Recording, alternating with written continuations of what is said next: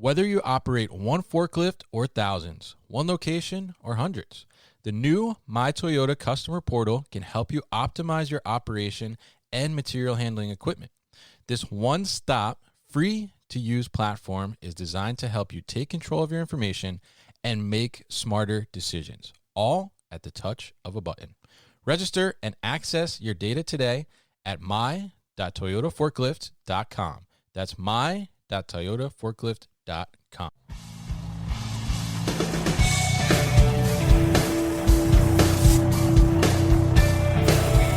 The New Warehouse Podcast, hosted by Kevin Lawton, is your source for insights and ideas from the distribution, transportation, and logistics industry.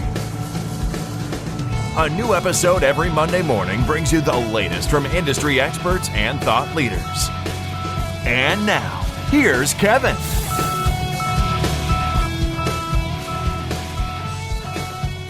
Hey, it's Kevin Lawton with the New Warehouse Podcast here at MODEX 2020 in Atlanta. It is day 4, and we are doing our first interview of the day here. We have Bas van Steenoven, who is the Global Director of Marketing for Quadient here. They just rebranded from Neopost, and now they are Quadient, and we were discussing how to pronounce it correctly, So it's Quadient, right? Yes. All right, so Bas, welcome to the booth. Welcome to the show. Thank you for coming over. How are you doing? Yeah, absolutely fine. Yeah. It's been really a great show so far. Right. A lot of traction, a lot of people visiting us. So yeah, it's been great so far. Thanks. Very good. So Quadient does automated packaging solutions. So why don't you tell us a little bit about Quadient and what some of your offerings are? Yep. So Quadient, formerly known as Neopost, is a French stock-listed company. Okay. And we have operations all over the globe. Our history is really in the traditional mail industry with franking machines and envelope filling machines. Okay. And in 2013, we were really thinking about, what is a potential interesting market for us to go into. All right. And we started working on technology to make boxes fit to the size of an item, because a lot of our engineers were getting frustrated about these oversized packages that you get when you order something online with all this plastic bubble wrap inside, and you order something small and you get something big, right? Yeah, all the dead space, right?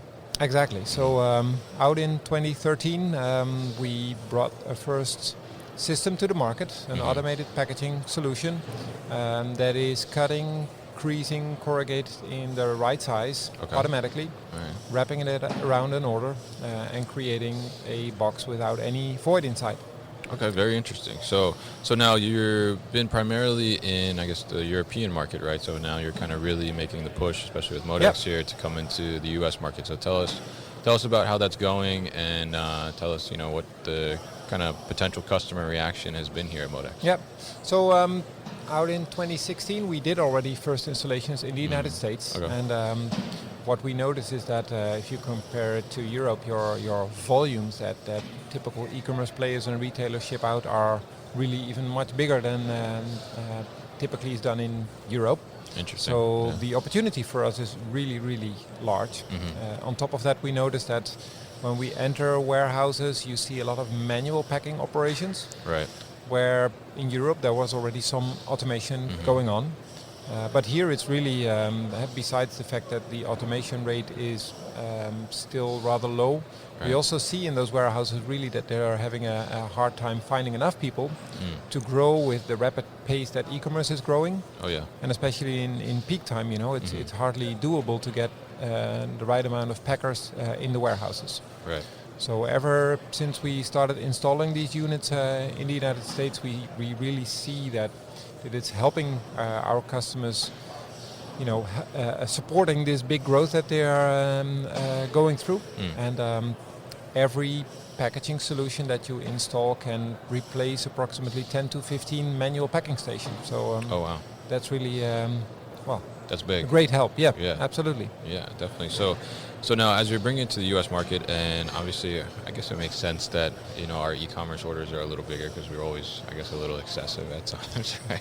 Sorry, I won't comment on that, but no problem. I'm very self-aware, so it's okay.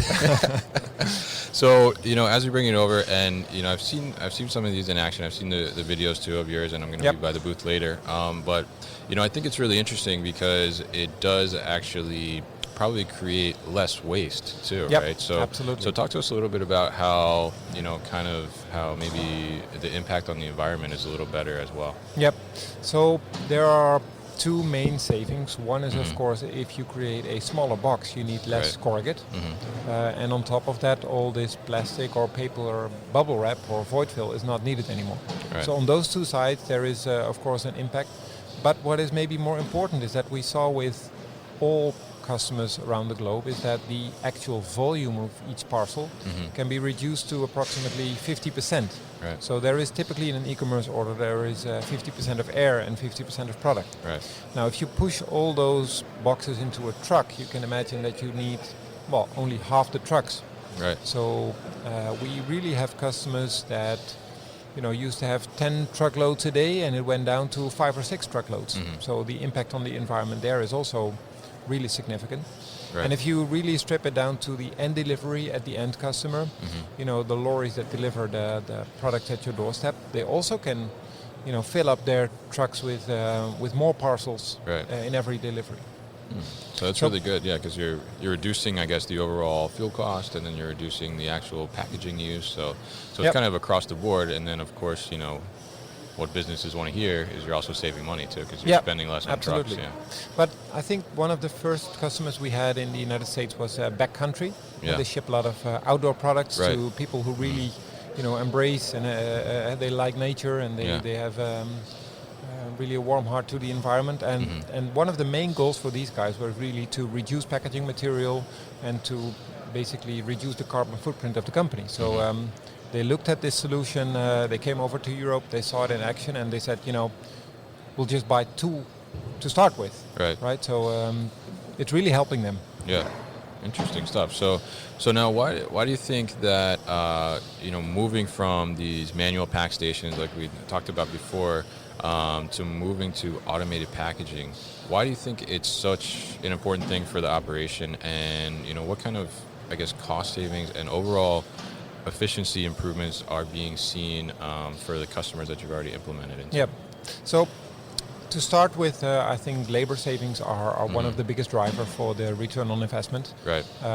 We have 2 solutions out on the market. One is called CVP Impact, which runs at a rate of 500 boxes an hour. Okay. And we recently created a new system, which is called CVP Everest, and that can go up to 1,100 parcels per hour. Wow. And there you can save with one solution, 20 to 25 packing stations that are used by manual packers. So labor savings is really a big driver behind the return on investment. On top of that, we have the material savings. Right. All the void fill that you put in a box is like 5 to 10 cents per box that you can just leave Yeah. out. Then the third element, which is really important in the United States, is that a lot of customers are affected by the dim weight charges with FedEx and UPS. Right. So every time you reduce the dimensions of a box, you will save on Save shipping money. and freight cost.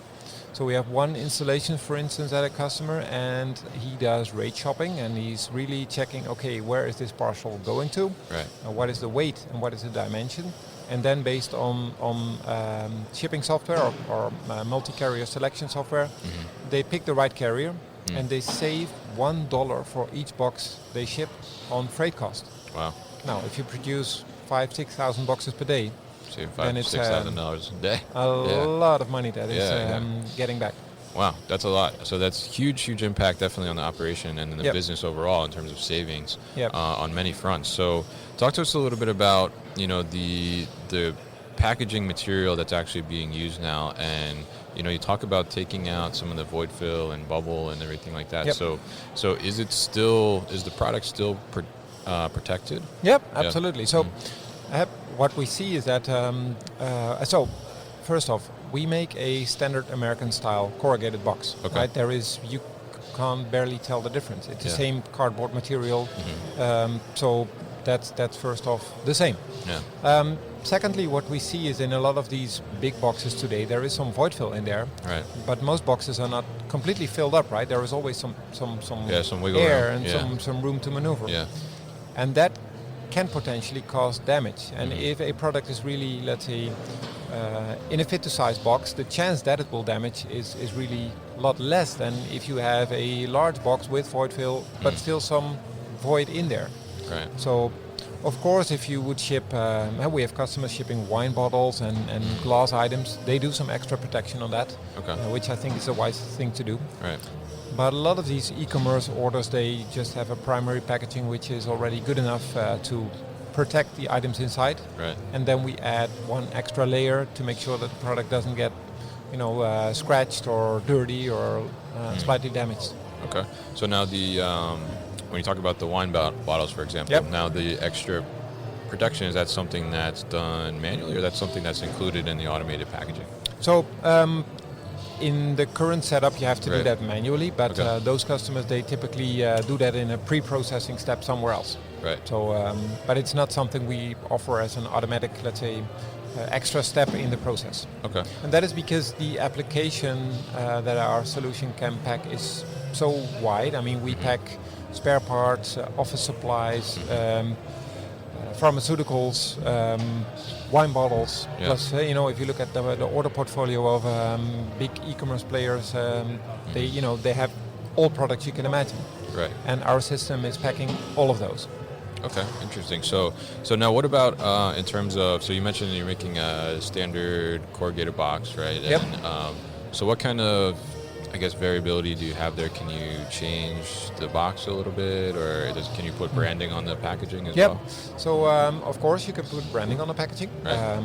A lot of our customers do that. Yeah. It's more like a pattern that you put on like a gift wrapping paper, Okay. because it's every individual box is cut to the size of the order. There is Okay. not a single box exactly the same. So it's not like we have kind of we're not feeding different types and wrapping those around, but really Right. each and every box is cut to the size of the order. Okay. With our new CPP Everest system, we do it slightly different. We don't make an American style box, but we make a bottom part of the box without a lid, and then we apply a Okay. lid in a second step. And of course you can even make more combinations there, applying different corrugate on the bottom with a different brand than the lid. So it's really also, I mean, we didn't really discuss about the end customer. Right. Because if you also talk about return on investment, there are things that you can monetize and that are really, you can calculate what your return will be. But at the end of the day, I think people who receive boxes from e-commerce companies, they get a box at their doorstep, and that is Right. the only physical, let's say, element that they see once they open up a box. Yeah, you I can guess buy, that's the only physical aspect of the shopping experience. yeah, you can buy a coffee machine everywhere, right? Right. But how it's being packed is the only thing that you really see Yeah. different. And we see more and more that customers are fed up with their garage full of a pile with these big boxes and all this bubble wrap flying around. Right, And, yeah. my kids love to, empty all these air bags and pop one the by one bubbles, and right? pop, Yeah. pop the bubble. That's not really what people want anymore. Right. And on top of that, I think more and more countries, they don't like plastic anymore. Huh? There is Right. really a ban on plastic, so we have to simply get rid of all that. Right, and I think that's best for us too, as humans as well. So, Absolutely. Right. So now, what about in terms of? So how does it actually determine the size of the box that's needed? Yeah, so our solution starts with an operator position where the operator needs to identify, okay, where is this order going to ship to? So if it would be your order, Kevin, we would scan a packing slip, and then Right. the system will tell, okay, this coffee machine should go to Kevin. And then in a second step, the order, or in this case, the coffee machine, will go through a 3D scanner, Okay. determining the dimensions of the item. Because we know if we would grab that information, for instance, from a WMS system, some of the data might be wrong. Right. Also, for instance, if you would package a belt or a tube or a hose, those dimensions are typically when it's not rolled up, as a Yeah, small it can bundle. come in all different kinds of forms. Yeah. Exactly. So we really measure the dimensions of the products as they are going to be packed. Also, when you want to pack multi-items Right. stacked on top of each other, hard goods, soft goods, it's all possible. But we immediately scan the dimensions just to make sure that the box that we wrap around is fit to the size of those items. Okay, interesting. So I think the fact that you're actually doing the 3D scan instead of relying on, like you said, some WMS data, I'm sure that helps the implementation go smoother as well. Yes, absolutely. I mean, Setting up the system, I mean, we did it here at MODEX. We arrived, we set up the system in 2 days mechanically. So the first box was coming out. Typically, we then in a warehouse connected to the WMS of the customer, and we add some sorting and conveying systems in front of the system and at the back. And then after, let's say, 1 week, it's all set up to go. Yep. So it's really, well, I would call it almost a plug-and-play solution. Right, yeah. Yeah, that's really good for something like that, and especially for something that's going to have such immediate impact on your operation and your business overall. Yep. All right. Very interesting stuff. So how can people find out more about Quadient? Yep. So we have a special website on this solution. Okay. It's packagingbyquadient.com. Okay. We have a US version as well, which is us.packagingbyquadient.com, but it's same content, but a little bit more adjusted to the US market. Okay. So there is videos on there, customer cases, brochures, all that good stuff. All right, great. Thank you so much. Hopefully people will still be able to come and buy the booth today because, we have this beautiful machine out there, and I hope you can stop by as well later today, Kevin. Definitely. We'll definitely post some video of that and pictures as well on the newwarehouse.com and some more information as well. So, Bash, thank you so much for stopping by the booth. You've been listening to the New Warehouse Podcast with Kevin Lawton. Subscribe and check us out online at thenewwarehouse.com.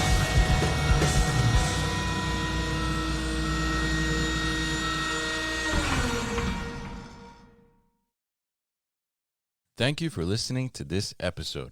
If you want more content from the New Warehouse, check out our new video series called All Hands on LinkedIn. Just search for the New Warehouse on LinkedIn and follow along.